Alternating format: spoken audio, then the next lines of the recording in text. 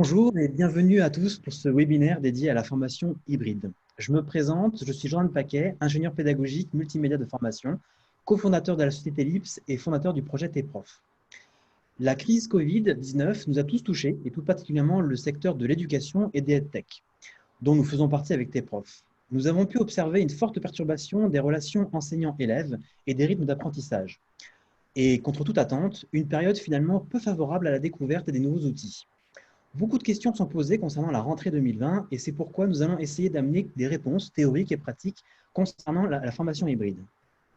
Dans ce contexte, il nous a semblé utile de poser la question de comment renforcer et stabiliser l'expérience terrain des jeunes et des futurs enseignants. Pour y répondre, je suis accompagné de Marie-Laure Elalouf, professeure en sciences de l'éducation et du langage, membre du laboratoire Emma. Bonjour Marie-Laure. Bonjour Jordan. Je suis accompagné également de Solange Bornaz, agrégée de lettres classiques, rattachée au laboratoire Emma, conceptrice de Situation TProf. Bonjour Solange. Bonjour Jordan, bonjour à tous. Dominique Sonneron, formatrice en didactique du français à l'INSPE de l'Académie de Versailles. Bonjour Dominique. Bonjour Jordan, bonjour tout le monde. Et enfin, Antoine Grunenberger, ingénieur pédagogique multimédia, doctorant en sciences de l'éducation, rattaché au projet TProf. Bonjour Antoine. Bonjour Jordan et bonjour tout le monde. Alors, n'hésitez pas à formuler vos questions durant le fil du webinaire dans la rubrique Q&R située donc en dessous de l'interface. Nous prendrons le temps de vous répondre en direct avec les intervenants de ce webinaire. Pour commencer, je me tourne vers Marie-Laure. L'un des sujets du moment, c'est l'hybridation des formations. Que pouvez-vous nous dire à propos de l'enseignement hybride ? Eh bien, le débat sur l'hybridation des formations est un peu biaisé aujourd'hui.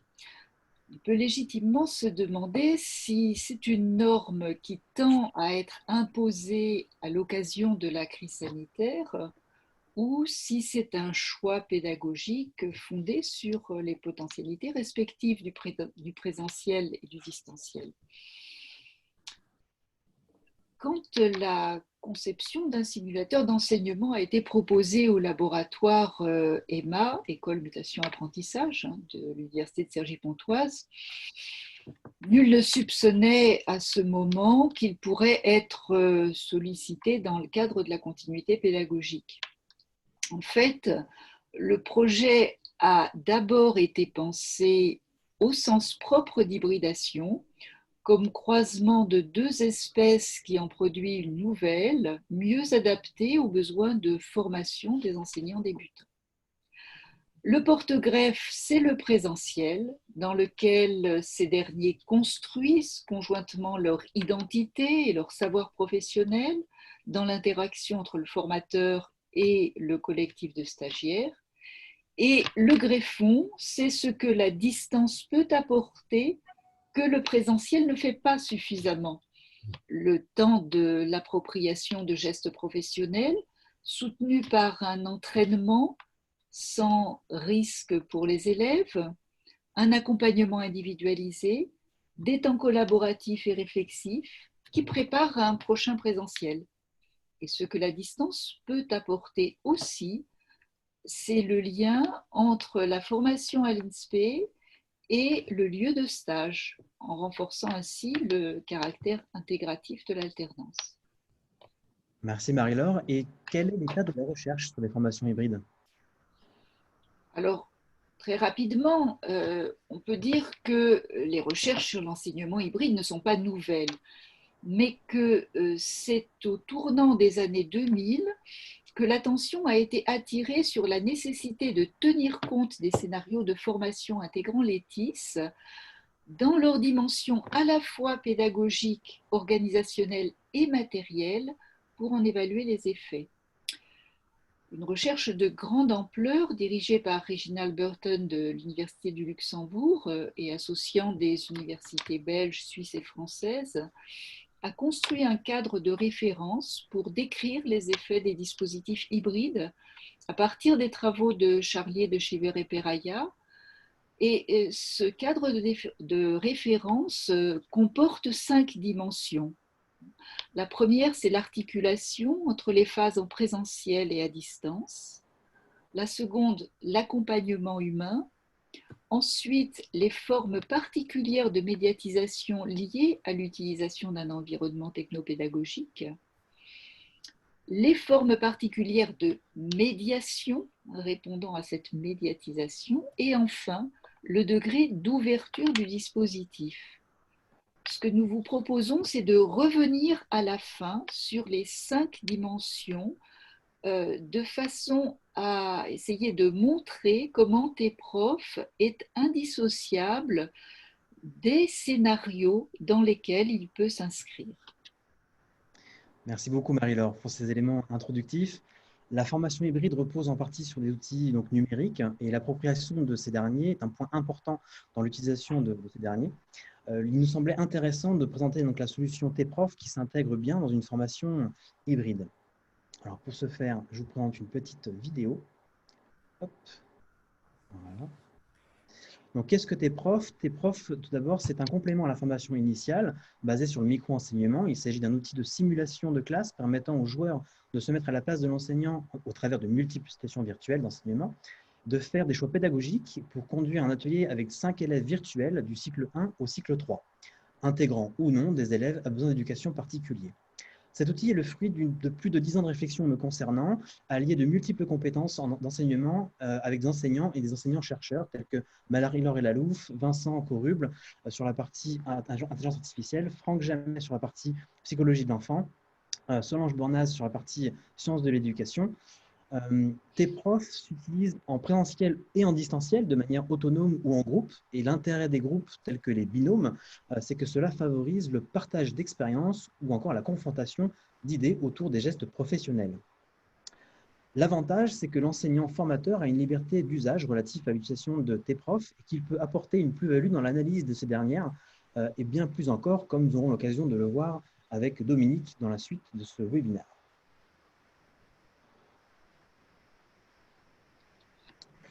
Comme vous avez pu le voir dans la solution, elle a été conçue avec le concours d'enseignants et d'enseignants formateurs. Donc Solange Bornaz, je m'oriente vers vous. Vous avez eu l'occasion de rédiger certaines situations de TEPROF. Pouvez-vous nous indiquer quels sont les fondements théoriques et pédagogiques de l'application TEPROF? Eh bien, TEPROF s'appuie effectivement sur des fondements théoriques et pédagogiques qui lui donnent sa cohérence. Les concepteurs ont pris comme cadre théorique une série de travaux portant sur ce que font et disent les enseignants en classe face aux élèves, quel que soit leur choix didactique et pédagogique, en accord avec le programme. J'évoquerai rapidement 3 de ces recherches.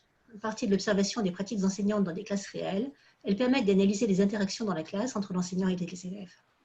Alors, Anne Joureau, là vous voyez une diapo qui vient des recherches d'Anne Joureau, tout d'abord, est une spécialiste de l'analyse des gestes de métier, c'est-à-dire l'ensemble des comportements et attitudes qui caractérisent des professionnels expérimentés. Ces travaux permettent d'avoir des outils d'analyse de corpus réels mis au service de formateurs dans des dispositifs très variés, vidéoformation, autoconfrontation, aussi bien qu'analyse de corpus écrit par exemple. Et dans la partie de ces recherches centrées sur l'agir professionnel de l'enseignant et l'analyse de l'activité enseignante dans le réel de la classe au travers des 4 analyseurs que vous avez sur la diapo. Gestes langagiers, gestes de mise en scène du savoir, gestes d'ajustement à la situation et gestes éthiques. Elle montre que les gestes privilégiés par un enseignant donné permettent d'établir son profil, de définir le style de cet enseignant. Par exemple, dans l'échange suivant proposé par un scénario TEPROF en CE2, l'enseignant demande aux élèves ce qui leur a posé problème pour la compréhension dans l'extrait qu'elles viennent de lire du conte du Chaboté. Alors, un élève dit « Moi, je n'ai pas compris pourquoi il faisait semblant d'être mort. » Et ensuite, on a 2 réponses possibles de maître. Le premier maître, c'est qui il? Le deuxième maître, ah, tu veux dire que tu n'as pas compris pourquoi le chat fait semblant d'être mort.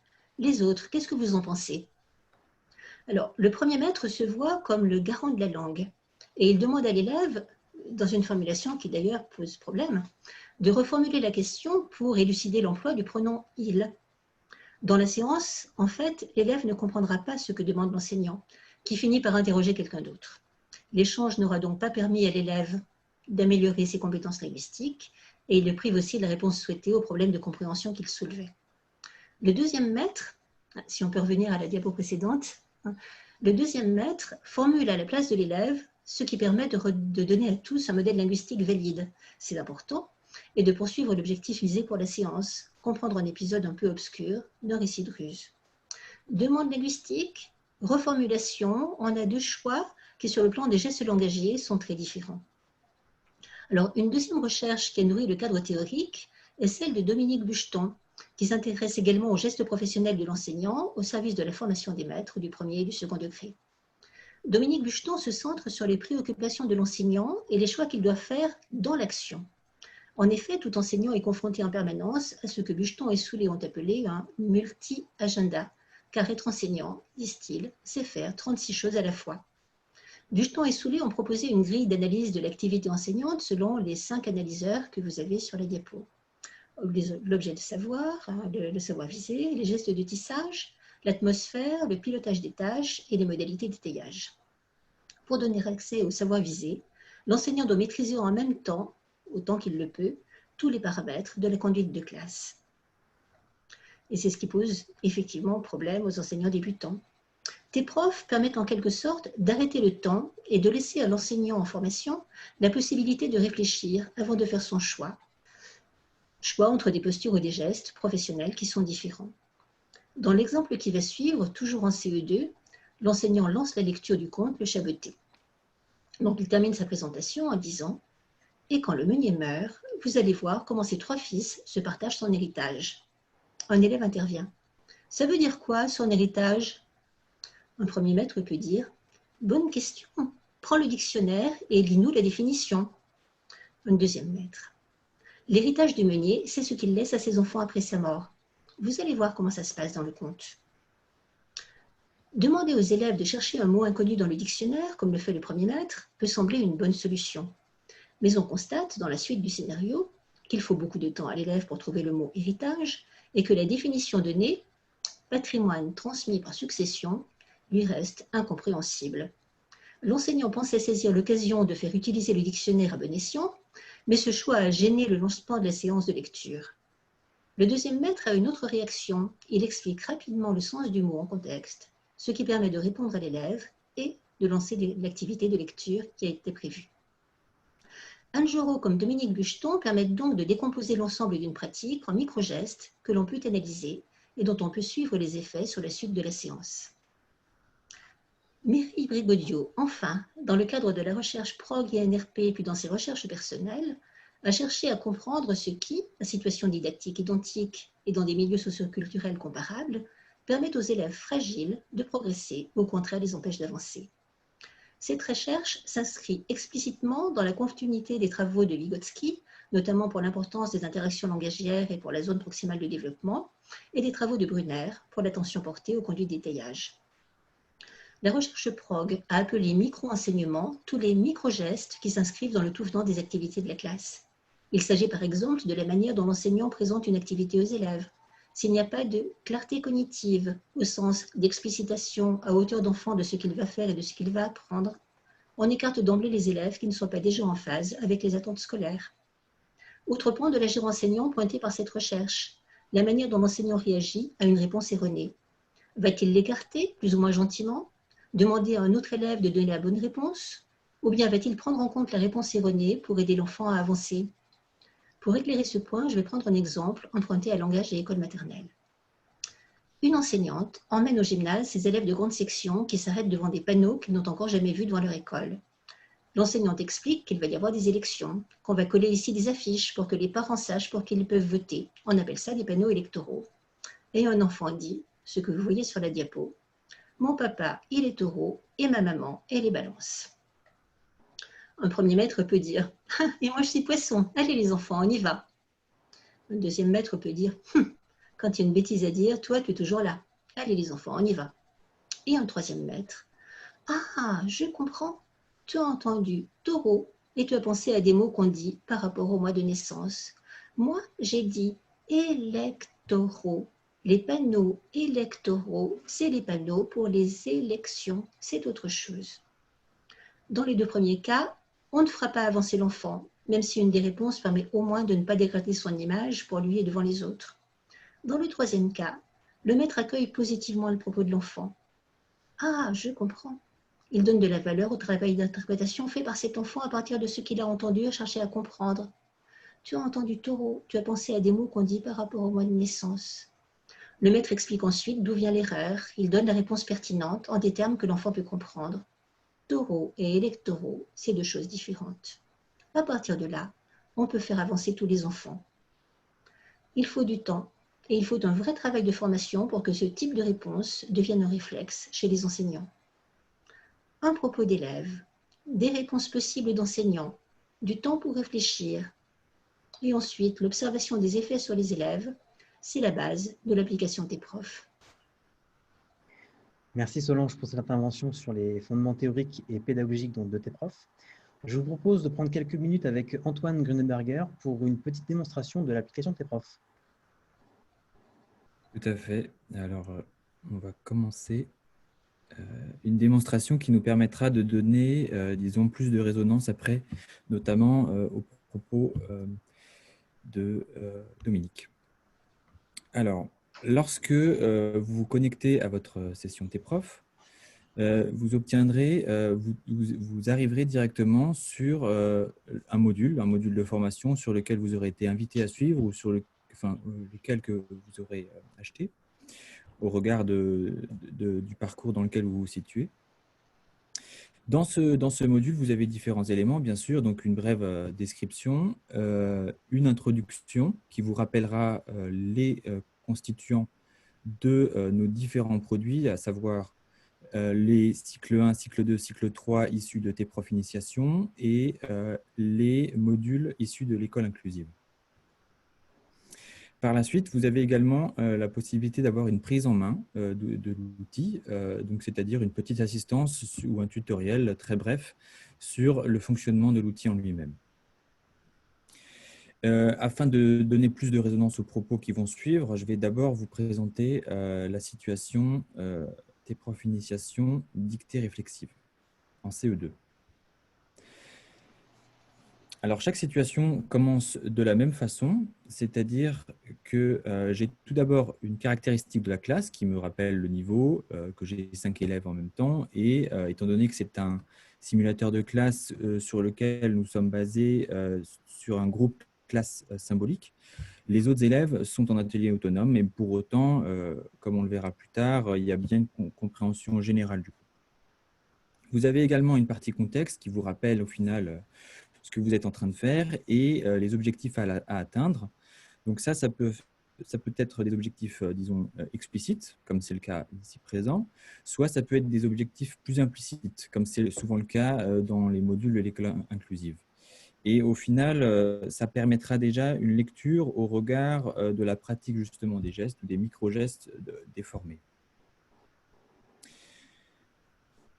La situation commence aussi par une présentation des élèves de la classe. Alors, étant donné que vous connaissez sans doute peu l'outil, je vais passer par cette étape-là. Donc là, on a une présentation brève en fait, de chaque élève. Alors, c'est simplement les prénoms. Il n'y a pas de présentation, j'ai envie de dire, du profil psychologique de l'élève. C'est volontaire, c'est à vous de le découvrir. Et il y a aussi cette volonté de garder un regard le plus neutre possible sur chaque personnage virtuel qu'on a à l'écran. Donc, on a la possibilité de passer en plein écran si on le souhaite. Donc, je commence tout de suite par une première phase de l'atelier qui est l'échange sur les graphies au tableau. Et donc, j'ai mes premiers échanges qui débutent avec une série de consignes que je donne aux élèves ou à un élève en particulier.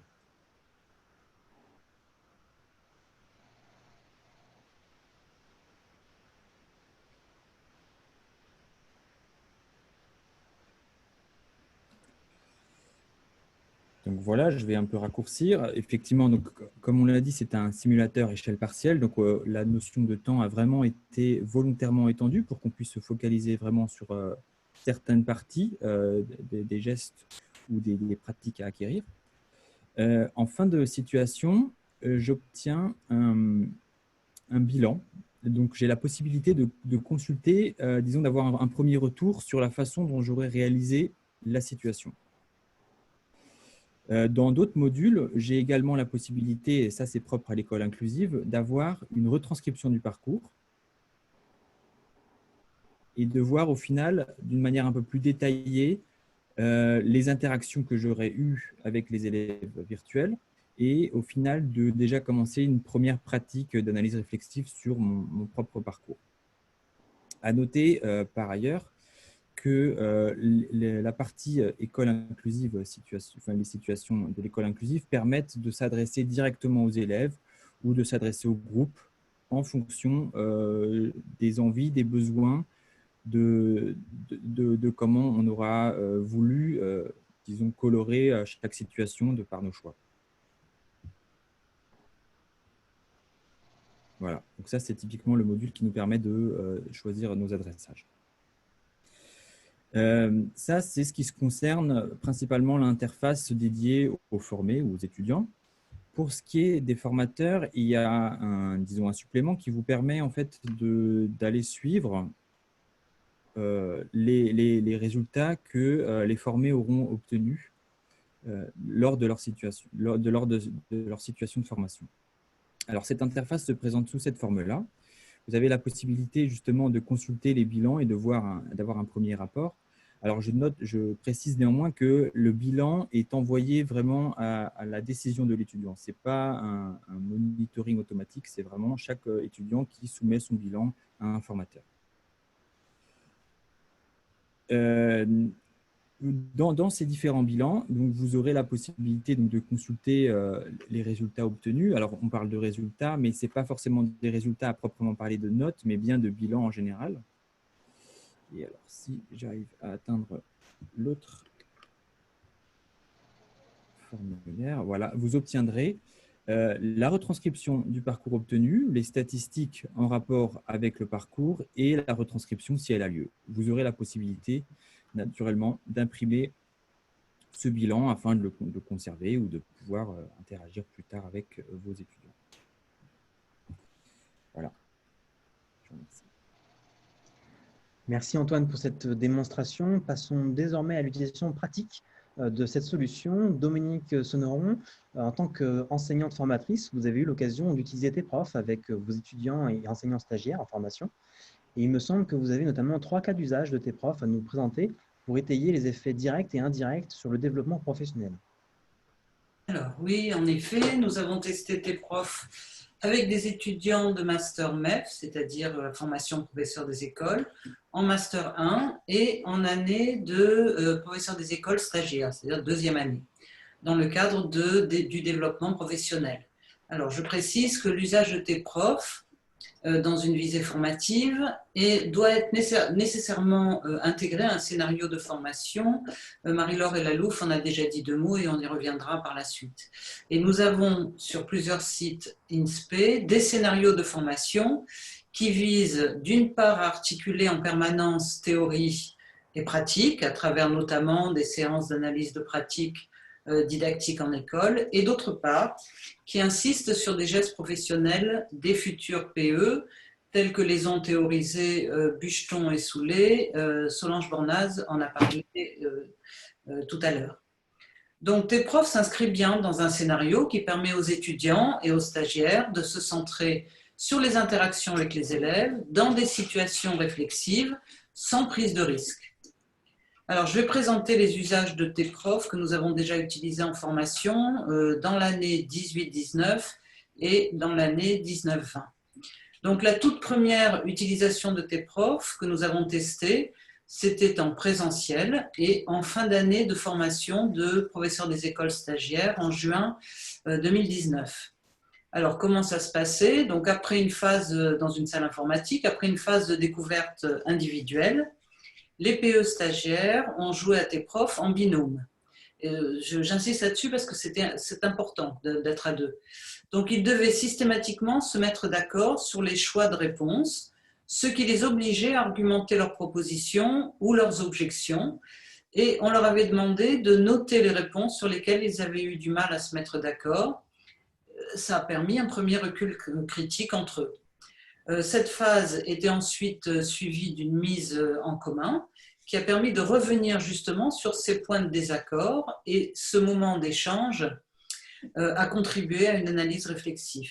En effet, en classe, les réponses se font toujours à chaud, dans l'action, l'enseignant n'a pas toujours conscience de ce qu'engage sa réaction. Il manque de temps pour choisir entre plusieurs options. On a l'habitude de dire qu'en classe, on n'a pas de bouton pause pour réfléchir. Et le jeu permet justement d'introduire la réflexion avant l'action, mais il permet également de comprendre que toute réaction de l'enseignant engage en classe, engage ou engage en partie, en tout cas, la suite de la séance. Les bilans, les retours sur les parcours permettent de comprendre ce qui est encore à travailler ou à améliorer. Alors, nous avons aussi utilisé TPROF cette année, en 2019-2020, en première année de master, dans le cadre de la préparation de stage, avant chaque départ en stage d'observation et de pratique accompagnée. Donc, il y avait 2 stages en M1, un stage en novembre 19 et un autre stage qui a eu lieu en février-mars 20, juste avant le confinement. Donc, les futurs enseignants doivent comprendre le plus tôt possible dans leur formation que pour une situation d'apprentissage donnée, quelle qu'elle soit, c'est la manière dont l'enseignant interagit avec les élèves qui est déterminante, notamment pour les élèves fragiles. Après une présentation des gestes professionnels avec leurs enjeux, à partir des corpus de vidéos ou de vidéos analysées, les étudiants utilisaient TPROF en binôme aussi, avec pour consigne de réinvestir au mieux ce qu'ils avaient appris. Donc chaque binôme a pu rejouer pour essayer d'améliorer son bilan et encore une fois, une mise en commun permet de revenir sur les difficultés rencontrées et les points où se cristallisent certains problèmes. Alors, ce que je peux dire, c'est que les rapports de stage des étudiants qui ont utilisé TPROF cette année montrent une attention particulière aux gestes professionnels travaillés en classe, soit dans l'observation des titulaires en classe, soit dans l'analyse de la mise en œuvre de situations d'apprentissage par les étudiants eux-mêmes. L'utilisation de TPROF a donc été bénéfique car les étudiants ont été en situation de simulation active avant d'être confrontés au réel des classes. TPROF a également été proposé cette année 19-20 au PES, au PE stagiaires, professeurs des écoles stagiaires, en formation hybride.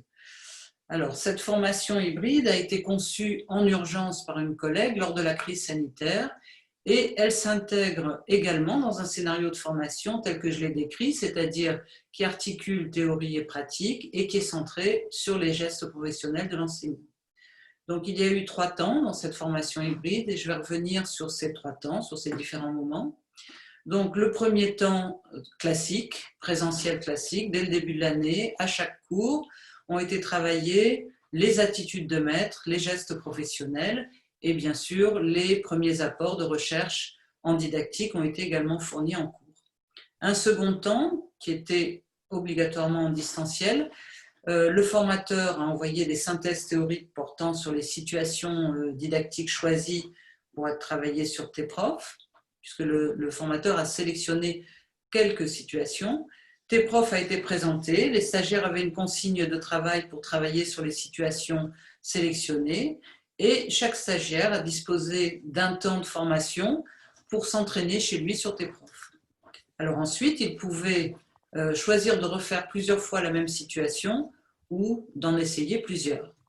À l'issue de chaque partie, le bilan était envoyé au formateur qui les lisait pour préparer une mise en commun. Le troisième temps se passait donc aussi à distance, mais formateur et formé étaient ensemble en connexion synchrone. Donc ce moment a été consacré à une mise en commun autour des questions professionnelles récurrentes dans la situation choisie, puisque le formateur avait eu le temps de lire les bilans et de faire une petite synthèse des problèmes rencontrés. Donc cela a permis de faire un retour sur les questions didactiques et sur les gestes professionnels travaillés dans les situations choisies. Donc si je donne une petite conclusion sur l'intérêt de TPROF pour le formateur et pour les formés, je peux dire qu'en présentiel, il est possible de voir ce qui fait obstacle et d'aider les formés à progresser au fur et à mesure de l'utilisation de TPROF. À distance, on va travailler à partir des bilans, c'est-à-dire que les bilans sont envoyés aux formateurs. Ils permettent de constater des récurrences dans les obstacles rencontrés par les formés et d'envisager une action de formation spécifique pour les aider à dépasser ces obstacles. Alors, un point de vigilance cependant, les formés ont besoin de formateurs qui installent une assise didactique théorique et reviennent toute l'année sur l'éthique professionnelle et les gestes du métier, notamment les gestes du métier qui permettent aux élèves fragiles d'avancer. Nous y tenons beaucoup en formation. Alors, si ces points sont travaillés tout au long de la formation, eh bien, TEPROF permet à des étudiants et à des professeurs des écoles débutants de s'entraîner avec profit, y compris à distance en autonomie, et de s'auto-former en s'appuyant sur les bilans à la fin des parcours et la reprise détaillée de leur parcours qu'on peut trouver, Antoine vous l'a montré tout à l'heure, actuellement dans la partie école inclusive et qu'on trouvera aussi prochainement dans la partie situation de classe ordinaire.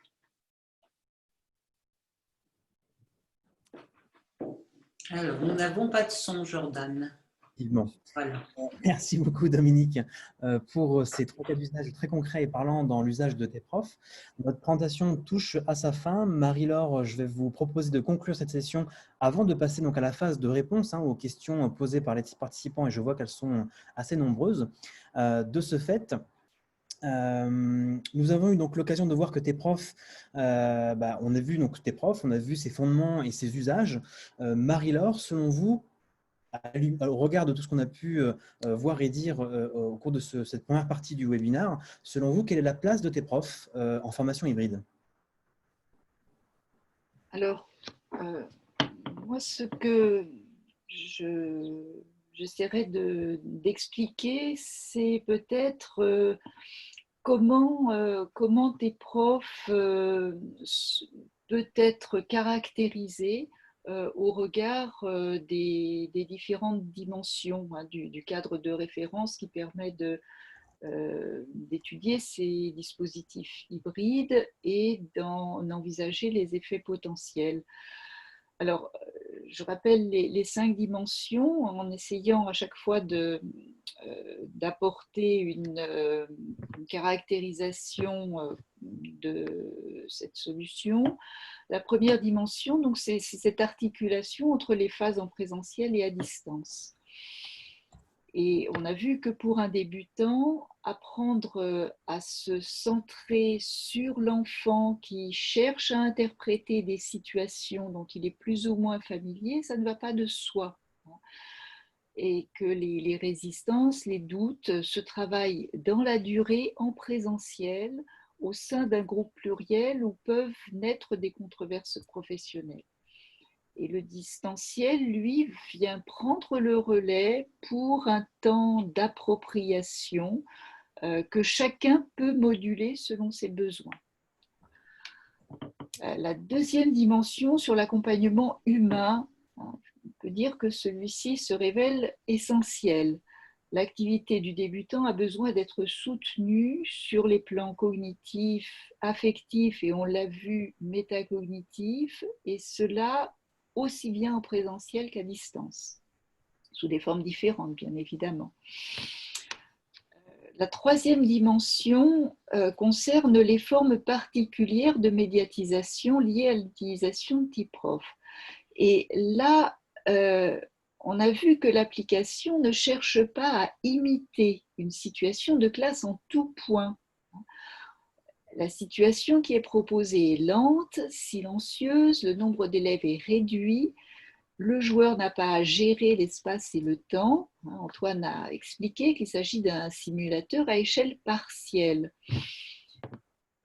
Mais ainsi, on va réduire les variables de façon à alléger la charge cognitive du joueur et à lui laisser prendre le temps qui lui manque précisément dans la classe réelle. La quatrième dimension, en écho à la précédente, ce sont les formes particulières de médiation.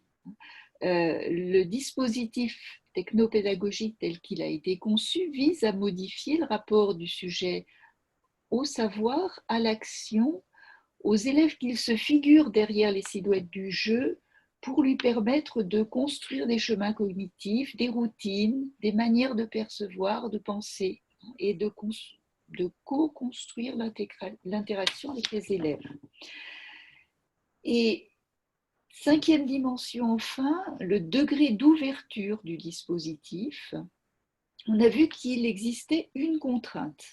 C'est l'impossibilité pour le joueur de revenir en arrière. De même qu'en classe, on ne peut pas annuler un geste langagier.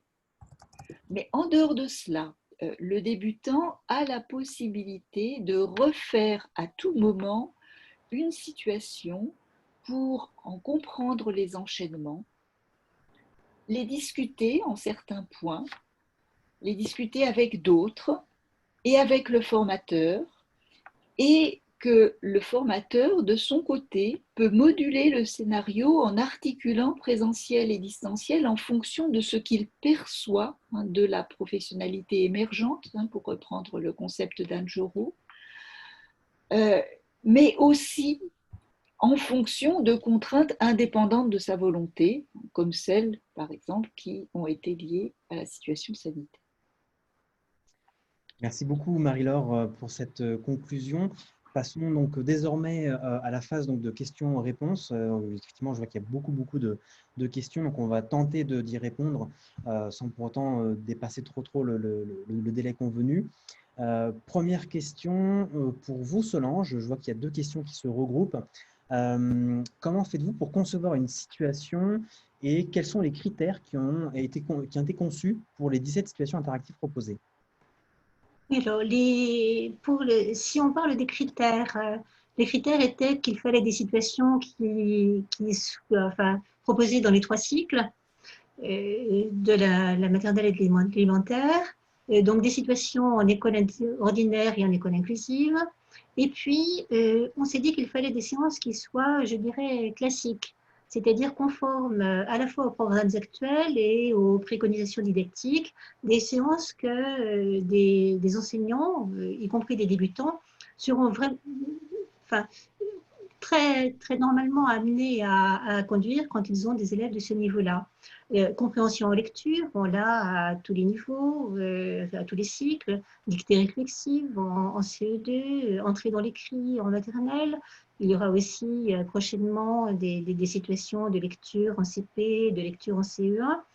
Alors, il y a eu surtout des situations en français, parce que les premiers concepteurs étaient des concepteurs formateurs de français, mais il y en a aussi en maths, et il y a d'autres disciplines qui sont à venir, avec d'autres concepteurs qui ont manifesté leur intérêt. Alors, là, c'est peut-être pour les critères. Maintenant, l'autre partie de la question, Jordan, c'était sur la conception des situations, c'est ça? Oui. C'est exactement, oui. Oui. Alors, tous les concepteurs n'ont pas exactement les mêmes pratiques, mais je peux vous indiquer ce que nous avons fait le plus souvent. Alors, généralement, on part d'une trame venue d'une ou de plusieurs séances en classe réelle. Ça, c'est vraiment important. Il y a toujours un point de départ qui vient de classe réelle. Que cela concerne les supports de la séance, le déroulé de la séance, on a des réactions d'élèves en situation réelle, et puis d'enseignants, bien sûr. Généralement, on analyse la séance qui nous sert de base avec les analyseurs qui ont été présentés plus haut. Cela permet de voir ce qui est le plus caractéristique dans les réactions des élèves, et de savoir ce qui est aussi le plus typique dans les interventions qu'ils peuvent faire, le plus caractéristique également dans les réactions de l'enseignant, dont on peut établir le style, le profil en quelque sorte. Et quand on reprend le déroulé de la séance, il faut qu'on soit sûr qu'il y aura pour le joueur un chemin possible pour une conclusion satisfaisante ou suffisamment satisfaisante de la séance, qu'il n'y a pas de partie de jeu qui amène dans le mur, ce qui serait absolument contre-productif. Il y a forcément des choix qui permettent aux élèves de progresser, d'atteindre l'objectif, et qui font que les élèves fragiles, c'est important pour les concepteurs, ont été pris en compte, et que le climat de la classe est resté un bon climat, ou est devenu un bon climat. Et puis, on s'intéresse aux alternatives. Que ferait un enseignant peu expérimenté, facilement désarçonné par des réactions d'élèves qu'il n'a pas anticipées? Que ferait un enseignant expérimenté, mais peu attentif à certains élèves ou qui ne s'intéresserait pas vraiment aux élèves fragiles? Au besoin, on va chercher ces alternatives dans d'autres séances, dans d'autres corpus, et cela nous permet de construire en quelque sorte le point de départ de l'arbre des possibles. Et ensuite, il y a tout un travail de scénarisation Et là, je laisse la parole peut-être à Antoine parce qu'il y a vraiment un gros travail de transformation pour que le matériau de base des concepteurs devienne quelque chose qui est jouable. Tout à fait, merci Solange. Alors, on est vraiment dans la didactique professionnelle, même si effectivement les formateurs et les formatrices qu'on a interviennent plus au niveau de la didactique des disciplines. En ce qui nous concerne, on est vraiment à mi-chemin donc, entre la didactique professionnelle et les environnements informatiques pour l'apprentissage humain. Et à ce titre-là, on utilise deux concepts majeurs pour la conception des situations, qui est l'isomorphisme développé par Reisky en 1999 et surtout la conservation du sens de Samoursay et Rogalski en 1998. Alors, la conservation du sens, c'est peut-être elle qui nous guide le plus puisqu'elle se scinde en trois étapes principales. Hein. Donc, il y a le découpage. C'est vraiment l'analyse au final des éléments les plus pertinents, comme l'a souligné Solange, de faire un travail de fond et de recherche sur, au final, et l'analyse du besoin, donc les demandes que les futurs formés pourraient au final formuler presque inconsciemment s'ils cherchaient à se former eux-mêmes, et d'autre part, l'existence des pratiques actuelles. Ensuite, on a vraiment les découplages, et c'est là, pour ainsi dire, où mon rôle d'ingénieur pédagogique intervient le plus manifestement. C'est là où, dans ce découplage, on va avoir différentes modalités. Alors, suivant les concepteurs et les formateurs avec qui on travaille, on va avoir des gradations selon différentes modalités. Ça peut être différents gestes, différentes tonalités de pratique. Ça peut aussi être différentes connaissances, j'ai envie de dire des profils psychologiques des élèves. Donc, il y a vraiment toute cette discussion-là. Et après, il y a la partie focalisation, et donc elle répond un peu à la question de dire qui réalise au final ces bilans, ces analyses. Ça, pour l'instant, c'est une partie algorithmique qui est qu'on a essayé de mettre la plus neutre possible et qui essaie de manifester par des phrases concrètes et précises certaines erreurs éthiques ou certains gestes particuliers qu'on a pu, au regard de cette conservation du sens au travers le parcours des différents arbres, qui ont pu être repérés dans la pratique du formé. Est-ce que je peux ajouter quelque chose? Oui. Oui. Par exemple, quand on se rend compte qu'un élève s'est entendu dire non, non, non, non, plusieurs fois dans la séance, forcément, le maître ne s'est pas forcément rendu compte qu'il disait non tout le temps à un élève. Mais pour l'élève, c'est très important. Et cela va engager ce qui est la manière dont son devenir élève lui-même. Autre exemple, l'ironie. On a l'impression qu'à faire une petite plaisanterie en passant, ça n'a pas d'importance. Mais pour l'élève qui prend l'ironie contre lui, ça va avoir un effet. Donc, voir après coup ces effets-là dans le bilan du parcours, constater qu'il y a eu ces effets de récurrence, c'est vraiment quelque chose qui, de mon point de vue, est important dans la démarche d'auto-formation. Tout à fait. Merci Solange, vous faites bien de le préciser. Cela répond d'ailleurs notamment à une autre question qui a été posée, à savoir les remarques sont des analyses faites par qui?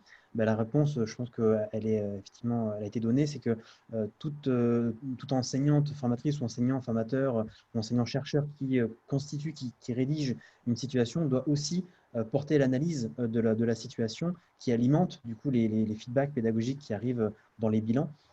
Et ensuite, bien entendu, que ces bilans ne suffisent pas eux-mêmes, et le rôle de l'enseignant formateur, notamment en présentiel ou peu importe en distanciel, en tout cas lorsqu'il anime une situation de tes profs, abonde ces feedbacks en fonction de son vécu, en fonction de son expérience, et aussi en fonction de la thématique éventuellement souhaitée ou qui est travaillée, on va dire, avec les étudiants. Je vois une autre question sur la partie financement. Dans quel cadre a été financée cette collaboration entre chercheurs et praticiens? Donc, je me permets de répondre directement. À l'heure d'aujourd'hui, donc, le financement est porté par la société LIPS, que nous avons donc cofondée, qui donc, porte sur ses fonds propres l'ensemble des investissements financiers qui ont été faits. Et notamment, on a, alors en toute transparence, en tant que start-up, nous avons bénéficié d'une bourse French Tech de la BPI pour pouvoir porter cette innovation et la concrétiser. Autre question, cette fois-ci pour Dominique. Est-ce que les bilans sont utilisés pour les évaluations? Alors, si on pense évaluation dans le sens évaluation sommative ou certificative, les bilans n'ont pas cet objectif-là. C'est-à-dire que l'objectif du bilan, c'est de signaler les progrès et de signaler ce qui peut encore être travaillé. Donc, ça serait plutôt une évaluation formative. Cela dit, j'ai évoqué le travail qui avait été fait en Master 1 avec des étudiants qui avaient un rapport de stage à rédiger et ce rapport de stage était évalué avec une note et de fait, le fait d'avoir travaillé sur tes profs a peut-être affiné leur regard sur les gestes professionnels et de fait, ça a amélioré la notation des rapports de stage. Mais on ne peut pas dire que ce soit seulement les bilans qui aient participé à cette évaluation. Est-ce que je réponds à la question? Parfait. Oui, je pense. J'ai une question pour Marie-Laure. Quel est le point de vue de la recherche? Réfléchir sur une situation réellement vécue par un étudiant versus situation construite et en vue d'être étudiée. Situation construite.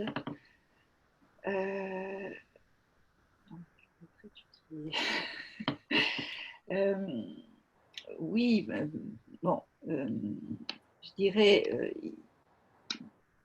il y a effectivement une variété d'analyses de pratique dans laquelle prend place cette solution. Je pense qu'elle se situe plutôt du côté des jeux de rôle donc qui comportent une dimension de fictionnalisation que du côté du récit de pratiques vécues ou de l'analyse je dirais en autoconfrontation par exemple, de pratiques effectives. Et de ce point de vue-là, il me semble qu'il y a une certaine complémentarité. Pour ma part, je dirais, j'ai suivi différents travaux utilisant des jeux de rôle, pas forcément à travers des profs, où le jeu de rôle en formation continue d'enseignants du premier degré était une première approche des productions d'élèves de façon à ensuite envisager une mise en œuvre dans sa classe et un retour réflexif à partir de pratiques effectives. Ça peut être un déclencheur, ça peut être aussi un pas de côté ou un prolongement. Merci Marie-Laure. Je vois donc j'essaie de regrouper un peu les questions. Je vois qu'il y a une question qui a été posée notamment sur le fait de savoir s'il y avait des échanges oraux dans tes profs et si donc les propos des élèves virtuels étaient préenregistrés. Et j'ai une autre question aussi qui peut se coupler à ça, indiquant, donc, puisque vous mettez au cœur du dispositif la notion de geste professionnel, pourquoi les retranscriptions finales prennent-elles seulement la forme de récits et interactions langagières enseignant-élève? Est-il imaginable d'intégrer aussi des éléments non verbaux, exemple ton, posture, regard, etc., en allant donc plus loin dans la simulation? Je pense que les deux questions se combinent un petit peu. Je ne sais pas si Antoine, par exemple, tu souhaites répondre. Si, tout à fait. Effectivement, donc j'ai répondu donc dans la partie questions et réponses, vous avez une partie qui s'appelle résolue. Donc j'ai répondu aux questions qui me semblaient les plus génériques et qui étaient plus de l'ordre soit de l'administratif, donc les licences, etc. On pourra quand même en parler plus tard, mais plus ou des évolutions à venir qui sont pour l'instant, j'ai envie de dire, trop lointaines par rapport aux produits actuels. Donc, effectivement, c'est une première version du prototype qu'on a actuellement. On est avec l'école, la partie école inclusive, c'est même la deuxième version du prototype. à terme, clairement, on aimerait tout à fait proposer une retranscription la plus riche et la plus analytique possible qui soit. Néanmoins, ça pose des questions, des questions techniques, hein, de comment arriver à développer ce genre d'analyse. En partie, on n'a pas encore la réponse. Alors, je réponds également sur une autre question qui me semble un peu découlée. Peut-on être sûr et comment que ce qui se passe en virtuel a de réels effets en classe? Alors là, c'est toute la question du transfert cognitif. À ce titre-là, on a vraiment conçu l'outil TPROF comme un outil de simulation et l'outil de simulation pour beaucoup de chercheurs, notamment Leblanc et ses collègues et Grandry et ses collègues, il a donc 2 études de 2008 et 2012, précise bien que la simulation, c'est qu'un prétexte au débriefing. Et c'est vraiment dans ce sens-là que l'outil TPROF en fait, prend toute sa valeur. D'une part, en présentiel, on peut avoir 2 types de débriefing. Un premier débriefing lors du conflit cognitif hein, entre 2 étudiants, mais ça peut aussi être en fin de séance quand le formateur arrive à mener une réflexion plus profonde sur le pourquoi et les déterminants au final de la situation. C'est une modalité qui est également possible en distanciel, d'une manière un peu variée. Ça peut passer par un travail plus écrit, mais néanmoins, la conséquence sera toujours, disons, contingentée à l'implication et à la bonne volonté ou à la volonté d'apprendre des formés. L'outil en lui-même n'est pas un bouton magique qui permettrait d'apprendre facilement un métier. Je vous vois. Alors, une petite question pour Dominique. J'essaie de combiner aussi 2 questions. Pourquoi donc faire des binômes et pas des trinômes pour créer un peu plus de conflits cognitifs? Et quelque part, ça revient aussi un peu à savoir qu'en pensent les étudiants, globalement, de tes profs. Alors, il y a 2 questions là. Oui. Donc, première question, pourquoi des binômes et pas des trinômes? Oui, on pourrait imaginer des trinômes. Nous avons travaillé en binôme. Déjà, se mettre d'accord à 2, ce n'est pas forcément évident. Et en plus, à 3, on part peut-être du principe qu'il y en a 2 qui vont se mettre d'accord contre le 3e. Ça arrive. Hein. Donc, si ils se mettent d'accord contre le 3e, finalement, le 3e n'argumente plus parce qu'il va se rallier aux 2 autres. Bon, je ne dis pas que c'est toujours comme ça, mais ça pourrait se passer comme ça. Alors qu'à 2, il y a plus d'argumentation possible et de discussion pour se mettre d'accord. Quelle était la deuxième question? Qu'en pensent les étudiants de fait de travailler en binôme Que pensent les étudiants du fait de travailler en binôme? Je pense, on a essayé ça en Master 1, en Master 2, je pense qu'ils ont vraiment apprécié de travailler en binôme. Ils ont souvent été d'ailleurs surpris de découvrir qu'il pouvait y avoir un autre avis. C'est-à-dire qu'il fallait discuter et argumenter pour défendre son avis. Certaines, parfois, rigidités chez représentation, hein, chez certains étudiants ou chez certains PES, ils pensaient que tout le monde pensait comme eux. Et donc, ils ont parfois été surpris de voir que le binôme, avec qui par ailleurs ils s'entendent très bien, ne pensait pas de la même façon. Donc, ça a été assez riche et intéressant de travailler à 2. Parfait. Je vais répondre à 2 petites questions que je vois très faciles pour moi de répondre. La première, à savoir combien coûte l'adhésion à la plateforme TPROF. Donc, très simplement, TPROF coûte 500 € l'année pour un site universitaire. Donc, pour ce tarif, vous avez 10 accès enseignants-formateurs et 200 étudiants qui peuvent se connecter toute l'année. Voilà. Et vous accédez à toutes les situations qui existent sur TPROF. La deuxième question, c'est de savoir si vous pouviez avoir un exemple de jeu utilisé en binôme. La réponse est oui. Donc à l'issue, en fait, même dès maintenant, vous avez, on va vous donner donc les accès, mais en vous inscrivant donc à ce webinaire, on vous a créé des accès gratuits qui vous permettront de pouvoir naviguer dans tes profs et consulter l'ensemble des situations. Donc pas de souci de ce côté-là. Je pose une question cette fois-ci à Solange. Tiens, quelle possibilité pour le formateur de créer donc des scénarios ou de modifier, enrichir les propos des élèves? Je pense que donc, la réponse est vous ne pouvez effectivement pas modifier ce genre de choses. Maintenant, Solange, est-ce que tu souhaites éventuellement, est-ce que vous souhaitez éventuellement apporter un mot sur justement la complexité potentielle de ce type de travail? Oui, effectivement, c'est un travail intéressant, mais effectivement complexe parce que enfin, euh, quand on a une longue expérience de formateur et de visite de classe, on a toute une palette de réactions possibles d'élèves et des réactions possibles d'enseignants débutants à laquelle on peut se reporter.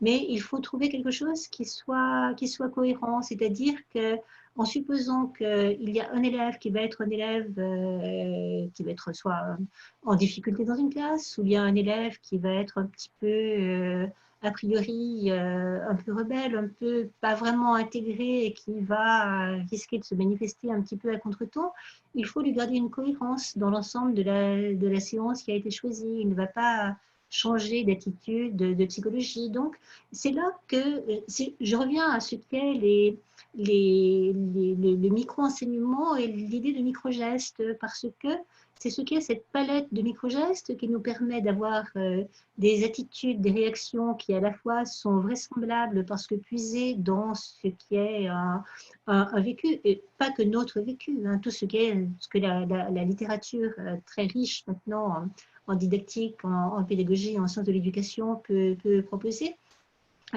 Mais aussi garder ce qui est la ligne directrice d'une séance qui doit garder sa cohérence. Parfait, merci beaucoup Solange. Je vois une question peut-être pour Antoine, une double question d'ailleurs. J'ai à la fois la question quelle est l'importance des données collectées, le respect de la vie privée des apprenants, qui à mon avis va peut-être de pair avec l'autre question qui a été posée, à savoir on parle de profil et de style d'enseignant. Chaque débutant pourra-t-il être rassuré sur l'utilisation des bilans lors des séances? Je ne sais pas si les deux questions sont reliées, mais… Alors effectivement, j'avais mentionné pendant la démonstration que le bilan était uniquement envoyé, disons, à l'intention de l'apprenant ou du formé.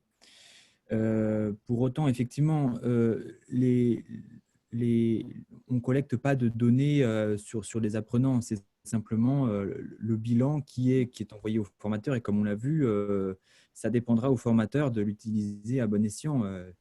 On ne pourra jamais, nous, en tant que fournisseur d'un tel outil, garantir que personne ne l'utilise à des fins sommatives. Néanmoins, l'outil n'est pas fait pour ça. Il n'y a pas de score en lui-même, il y a juste des retranscriptions, un bilan nuancé, donc disons entre une partie point à améliorer et une partie point fort. Donc, même s'il devait y avoir une évaluation à partir de ça, ce serait toujours à la discrétion du formateur.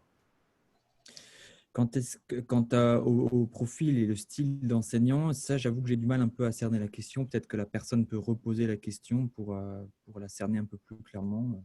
Ok. En attendant, je vois une question également assez simple pour moi de répondre, c'est à savoir quel est notre parcours, donc Antoine et moi, ce qui nous a amené à concevoir TPROF. Est-ce que nous sommes juste des entrepreneurs, des formateurs ou des enseignants ou anciens enseignants? Comment en êtes-vous venu à identifier les besoins de formation auxquels vous avez entrepris de répondre? En fait, la réponse est simple, c'est que personnellement, j'ai eu l'occasion de préparer le concours du CAPEPS il y a plus de 12 ans pour devenir professeur de PS, et c'est à cette occasion que je me suis rendu compte que la formation me préparait et me formait et s'apprêtait à m'évaluer lors du concours sur des critères qui étaient 100% théoriques et pas forcément sur la pratique, vraiment l'art d'enseigner que j'affectionne tout particulièrement. Et donc, c'est à cette occasion que je me suis beaucoup remis en question, à savoir si effectivement j'allais passer ce concours ou si j'allais potentiellement essayer de trouver une solution à cela. Et donc, j'ai bâti toute ma carrière sur le sujet pour monter en compétence sur ce qu'on appelle effectivement l'ingénierie pédagogique multimédia pour faire des formations en ligne. Et je me suis spécialisé personnellement dans les simulations virtuelles et ce qu'on appelle aussi le serious gaming. Donc pour justement être en mesure à un moment donné de pouvoir concrétiser ce projet, ce qui a amené du coup la création de TELIPS en 2018 pour créer TPROF. Voilà, la vocation vraiment de cette société, c'est vraiment de créer un outil qui sera utile pour le secteur vraiment de la formation des enseignants et des futurs enseignants. Voilà, tout simplement. Autre question que je vois, peut-être pour Dominique, une personne nous dit « J'ai l'impression que ce serait très intéressant lors des temps de tutorat, lorsque le tuteur revient sur des situations vues en classe avec plusieurs de ses stagiaires. » Je ne sais pas ce que vous en pensez. Je ne comprends pas la question. Qu'est-ce qui serait intéressant? Pas vraiment de question, c'est plus une remarque, j'ai l'impression. Oui. Donc la personne nous dit, j'ai l'impression que ce serait très intéressant lors des temps de tutorat, lorsque le tuteur revient sur des situations vues en classe avec plusieurs de ses stagiaires. Peut-être en cours de remédiation, peut-être, ou je sais. De travailler avec tes profs, c'est ça que je ne comprends pas dans la question. De travailler avec tes profs. Ah oui, oui, pourquoi pas, oui, bien sûr, oui. Alors, c'est vrai que quand on est en tutorat, on revient sur des situations vécues en classe par le stagiaire lui-même. C'est-à-dire qu'on va travailler, mais on peut aussi identifier effectivement certains gestes professionnels en classe et puis travailler à distance peut-être sur choisir une situation qui va le faire travailler plus particulièrement sur certains gestes. Oui, pourquoi pas. C'est sûr qu'il y a de multiples utilisations possibles de tes profs et nous n'avons, alors cette année, nous n'avons pas pu continuer ce que nous avons commencé, c'est-à-dire en explorer à d'autres moments, ça c'est certain. Ça s'est arrêté un petit peu tôt pour nous. On a cherché des utilisations à distance, mais en présentiel, il est sûr que nous aurions pu aller beaucoup plus loin, travailler avec des petits groupes aussi, enfin travailler plus spécifiquement sur certaines situations avec ceux qui en avaient besoin. Bon, on n'a pas pu le faire cette année, mais il y a certainement de multiples utilisations intéressantes de tes profs, je pense, oui. Alors, je vais répondre encore à quelques questions, mais après, je pense qu'on mettra fin donc, à ce webinaire et on répondra éventuellement aux questions encore en suspens par email, hein, au besoin. Mais je pense que l'objectif, ce n'est pas forcément de trop déborder. Et sinon, vu le nombre de questions, on peut durer encore très longtemps. Je vois une double question peut-être pour Solange. Je vois une question à savoir, les situations qui ont été présentées sont-elles de vraies situations vécues? Et je la couple à une autre question, à savoir, j'ai cru voir des prénoms curieux dans le jeu, pourquoi ce choix? Ah, oui. Et alors, les situations vécues au départ, oui, hein, je le redis, oui. Des situations que, à partir de corpus écrit, à partir de vidéos, à partir de ce qu'étaient les relevés que nous avons pu faire en visite de classe, en observation de classe, etc. Oui, oui, le point de départ est toujours une situation vécue. Et pour les prénoms, effectivement, les prénoms sont bizarres. On a vu Kribida, Devulin, etc. Parce que les prénoms, finalement, sont toujours porteurs de ce qui est un halo, je dirais, qui concernera ce qui est la manière dont on va avoir des a priori ou pas sur ce qui est l'enfant qui peut porter ce prénom. Je vais revenir, c'est Baptiste Coudemont, le sociologue, qui a beaucoup travaillé sur les prénoms et qui dit Madeleine a son bac, mention très bien, et Kevin sort du système scolaire sans rien, quoi. Dans ce qui est à la fois un effet statistique et un effet après qui peut être très pervers finalement sur le public. Donc, choisir des prénoms qui n'existent pas est une manière de sortir par le haut de ce qui est les effets de halo qui peuvent être associés à tel ou tel prénom. Alors, il y a aussi un intérêt pratique, hein, parce que les prénoms commencent toujours par les initiales A, B, C, D, E, ce qui permet d'identifier facilement les 5 élèves présents dans les 5 élèves virtuels du jeu. Et c'est une facilité aussi pour le joueur. Merci beaucoup, Solange. Une dernière question. Remarque. Ah, vas-y. Alors, la personne a reprécisé sa question sur le terme profil et style.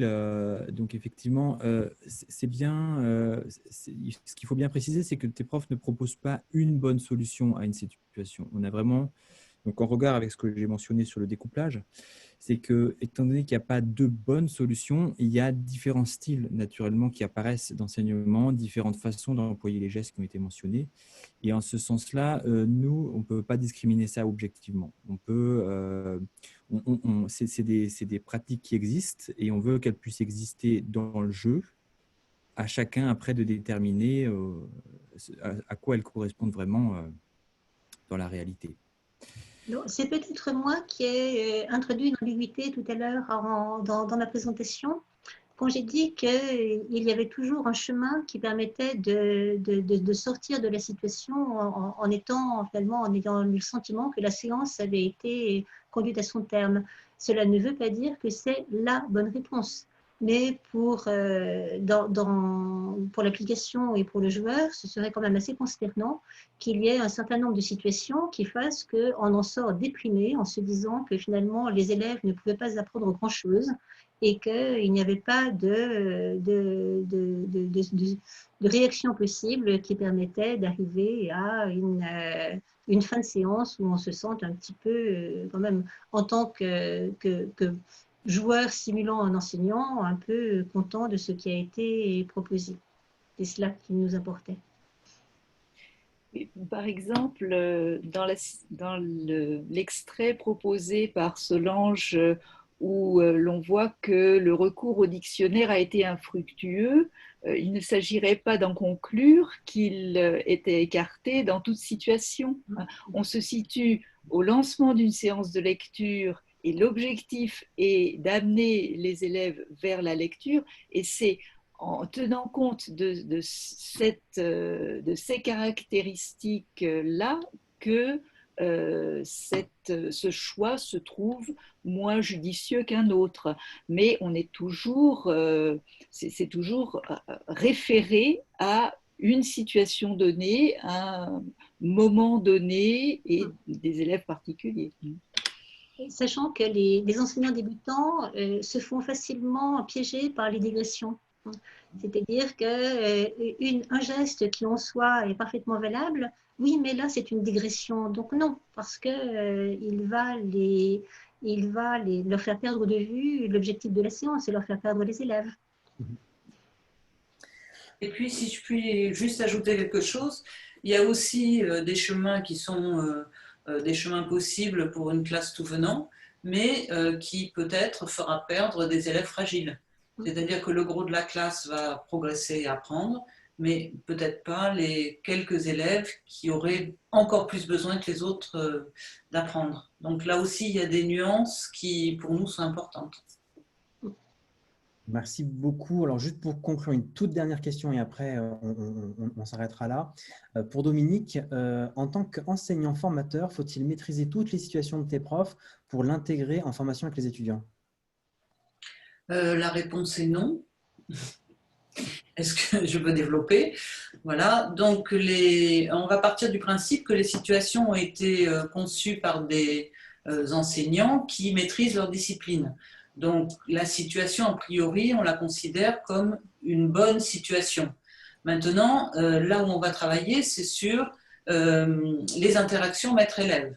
Donc on ne remet pas en question la situation, mais en fonction de ce qu'on va répondre aux élèves, on peut faire basculer, on peut ne pas atteindre son objectif, c'est-à-dire qu'on peut écourter la séance parce que justement on a perdu quelques élèves en cours de route, mais on peut très bien jouer à tes profs sans maîtriser toutes les situations. Cela dit, en distanciel, les collègues qui ont utilisé tes profs les ont justement utilisés pour renforcer aussi le côté didactique, c'est-à-dire qu'ils ont choisi, ils ont couplé les situations didactiques et ils ont travaillé sur les gestes professionnels peut-être qui sont les plus favorables à faire avancer les élèves dans une situation donnée.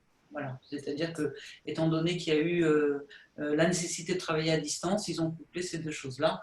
Tes profs tout seul ne suffit pas, bien sûr, il faut apporter des éléments didactiques pour comprendre la situation, mais bon, ce sont des formateurs, donc ils savent faire ça. Merci beaucoup Dominique, merci à tous d'avoir participé donc à ce webinaire. Je vois que vous êtes encore très nombreux à être restés jusqu'au bout malgré le dépassement du timing. J'espère que ce webinaire vous aura apporté un éclairage satisfaisant et pertinent pour vos pratiques d'enseignement en hybride à venir. N'hésitez pas à nous contacter donc à l'adresse contact@t-prof.fr pour toute question ou échange autour de ce webinaire. Je vous souhaite à tous une très bonne soirée et vous dis donc à bientôt. Au revoir. Au revoir.